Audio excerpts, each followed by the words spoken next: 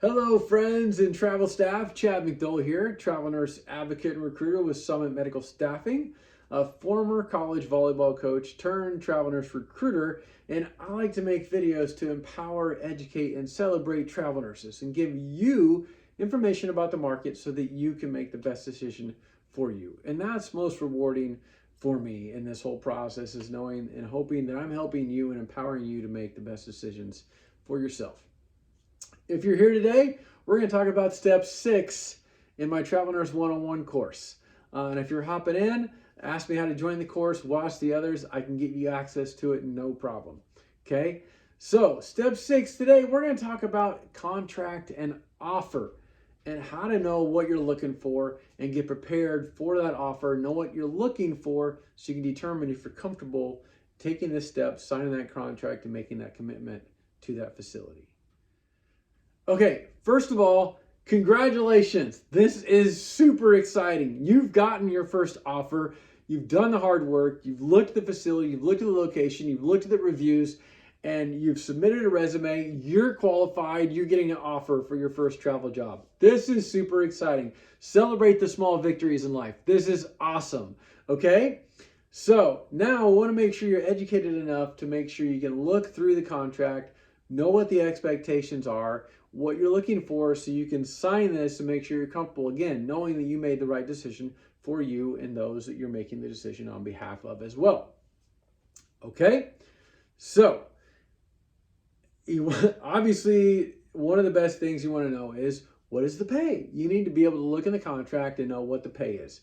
And you want to know the breakdown. You're going to need to know what is your hourly pay? What is the overtime pay? What is the holiday pay?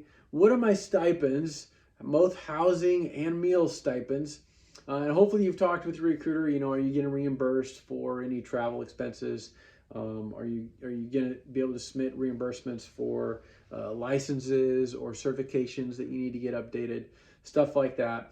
What is your on-call expectations? If this is your first travel nurse job, you're probably not going to be doing any charge nurse, but there are different rates for charge nurse. What is the callback pay? These kind of things, everything associated with pay, you want to know, and it needs to be in the contract, okay? How many guaranteed hours?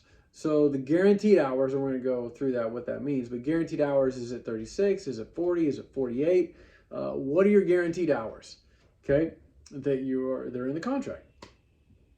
Which takes me to the next step. What is your call-off policy? Again, typically you're guaranteed 36, 40, or 48 hours per week in a contract. However, the caveat here is that the facility will have a call-off policy, which means if their census drops or they don't need you, they can call you off a shift.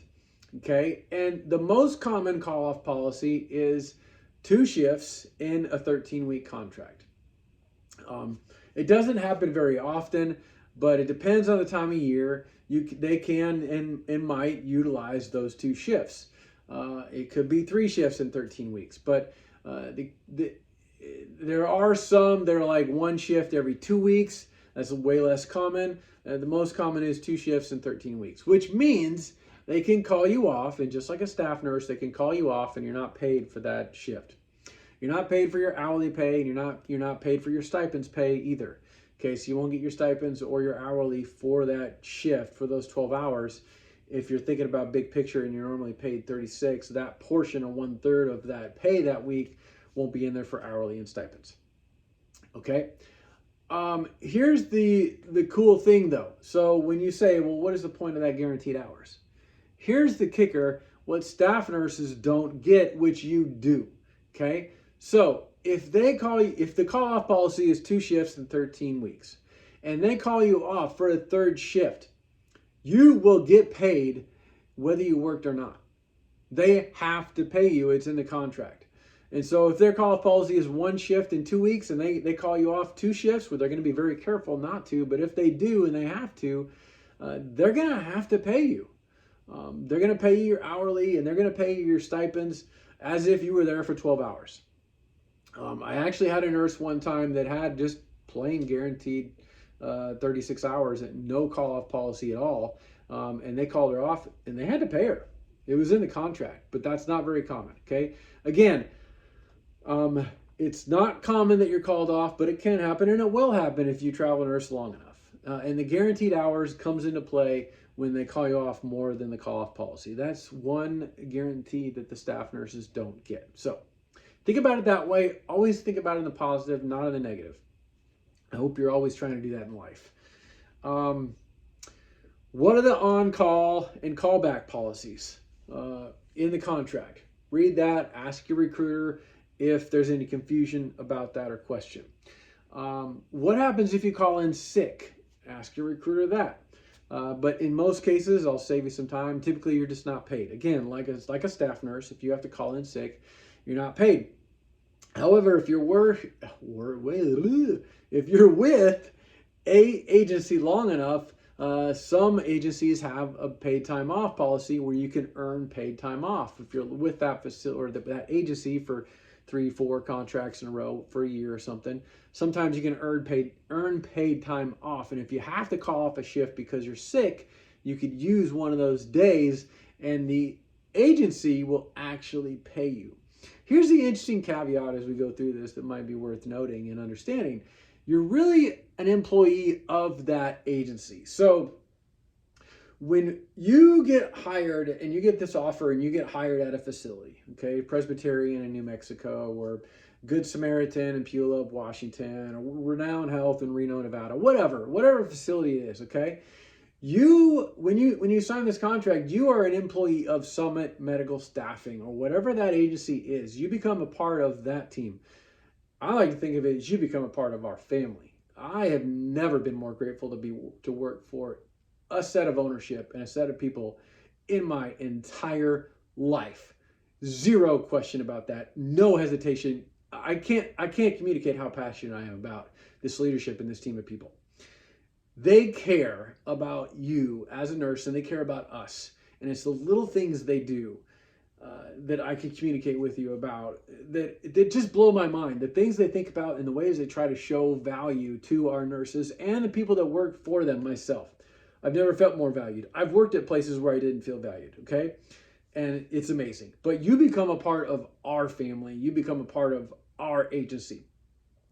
We pay you. We have to build a facility for your services. We build a facility. They end up getting us that money and we pay you. The interesting thing is, though, they're not required to pay us for, like 30 or 60, 90 days. So we're fronting your salary on the front end and working with the facility on your behalf. This is why it's important to work with an agency, working with the facility on your behalf to get paid. And if there's any things that you need to dispute in your pay, you have the agency behind your back being an advocate for you to get that money. Okay, so small kind of diversion there a little bit, but paid time off can be used for sick. Common question, and we're going to go into this, so can the facility cancel your contract or drop your pay in the middle of assignment? And I've made videos just on this, so I'm going to try to highlight it and make it as simple as possible. The answer is yes. And this goes back to my question about, or my comment about, you become an employee of Summit. Okay. So you're an employee of Summit Medical Staffing. You're working for us, with us on that assignment, and you sign a contract with us. You are an at-will employee for that facility, which this is one of the benefits for the facility. They can cancel your contract at any time. So one of the benefits is they don't have to do HR. They're not paying taxes on your payroll. They're not having to deal with compliance. That's the challenge and the role of the vendors and the staffing agencies and all that stuff. Okay, they get to deal with that and they get to do that. From the facility's perspective, they budget, they hire you when they need you, and they get rid of jobs when they don't need them. And hopefully they practice enough integrity that they can honor your contract for those 13 weeks. And the majority of the time, they do. Okay? I don't want to go into a big negative conversation here. The majority of the time, they do honor that. And they do their best to budget that. But at times, occasionally, yes, you can get canceled. And it can be, hopefully, they give you 2 weeks. Sometimes it can be immediate. And this is what I talked about earlier. Have that contingency plan. Have some money set aside in case this happens, because they can cancel you if they see a drop in census. Okay? And there's nothing you can do about it. You can't say I can't get canceled. You can't put that in your contract. That's a question I get. You can't. Okay? But this is where the agency comes in. You need to have a good relationship of trust with your recruiter, and your agency needs to have enough resources to support you in this situation. Okay, Summit, we were just awarded to be the fastest growing healthcare staffing agency in the country. Our goal is not always to be the fastest growing. Our goal is to support you and serve you the best and always remain competitive and hopefully pay you better than anybody else. But that's not realistic that we will always be able to do that. But those are our goals. But service and support, for sure, okay? Maximize your financial opportunities, okay? But we're growing leaps and bounds. We're one of the fastest right now, and so we have the resources to support you if you get canceled. You need to make sure you're working with an agency that can do that. Again, the other thing I was talking about, can they drop your pay? Yes. Now, here's the kicker. They have to send you a new contract because they sent you a contract on your pay and you signed it. That was an agreement between you and the facility. So they have to send you a new contract. So if they send you a new contract to say, okay, Chad, we need to drop your pay and we're dropping your pay. The bill rate was here. We're going to drop it to this bill rate. So you were getting paid $3,200 a week. Now you're going to get paid $2,900 a week. This is where this won't be in the contract, but I guess it's preparing you for this if this ever happens. This happens less likely than canceling, okay? Just put that out there. This happens less likely than being canceled, okay? But they can do it. They can send you a new contract. And typically what happens is they send it to my account manager. My account manager sends it to me. It says, Chad, they want to drop pay for Susie's contract or Jack's contract. And here's the new pay. So please communicate this to Susie or Jack. So then I reach out to Susie or Jack and I say, hey, I got some bad news. Unfortunately, I want to drop your pay. Here's how the conversation always goes. Okay? Here's the reality. The market says this. We always look at the market. In your area or nationwide, the pay is this. And if it's comparable to the rate that they're offering, $2,900 a week, I'm going to share that. I'm like, look, this is average to above average pay or just slightly below average pay. What I recommend is take the drop in pay, even though you don't want to and it's not exciting. Take the drop in pay because putting you back out in the market isn't in your best interest right now. Trying to get in the job, and who knows how quick that'll happen. Work out the rest of this contract because guess what? It's probably going to take another probably minimum 4 to 5 to 6 weeks to get you that job. And if they drop your pay in the middle of the contract, you get 7 weeks left. Work it, because we're going to start submitting for another job 6 weeks out before you get done. Okay? So work it, get that contract.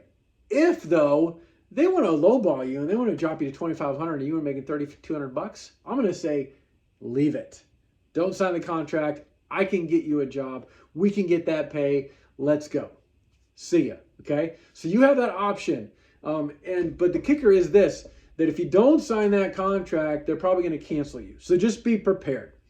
If you don't accept and don't sign that contract, be prepared to jump back in the market and get a different job. But this is where that relationship with your recruiter and the agency is huge. They need to have the resources to be available. You need to trust them that this is in your best interest to keep the job and take the lower rate, or no, forget it. I can get you a better job. Let's get back in the market and get you something better. Okay? So work with them and have that contingency plan. Here's the other thing. Have a PRN or per diem situation back home as a contingency. I talked about this earlier. So if you get canceled, they want to drop your pay, maybe you can hop back in right back home and pick up shifts so you're not losing money in the meantime. So you have that flexibility if you don't want to accept that drop in pay. And that's another scenario where, fine, that's totally cool. I totally respect that. And sometimes the facility, all you have to do is work like one shift every month or one shift every month and a half. So you'd have to go home once, maybe twice in a contract. You can remain as a PRN at that facility and have it as a contingency plan if you need it, right? Perfect. Awesome. Always remain flexible though. You have to always remain flexible in travel nursing, okay? So be prepared for contingencies. Be prepared for some of these worst case scenarios. Not everything is always guaranteed in travel nursing, but there's lots of pros and cons. Okay, there's no mandatory overtime, no mandatory meetings, no politics that you have to deal with. You're gone in 13 weeks. Financial awards, you don't have to schedule ask for your time off. You can schedule it in between contracts. Lots of awesome things about travel nursing, but there are some stressful things, and you have to remain flexible. Okay. Awesome. If you're just hopping into this now, you can get access to the entire course on my Facebook group, Travel Staff First. You can text me at 402-287-4043 or email me at chad.mcdole@summitmedstaff.com. I can get you subscribed to my the newsletter there, my email campaign. You can get access to the course that way. Okay. Thank you so much for what you do. You are a huge blessing. I am so humbled and grateful for what you do. And I wish you the absolute best. Keep being awesome. And I'll see you for step 7 when we talk about housing and preparing to leave for your contract.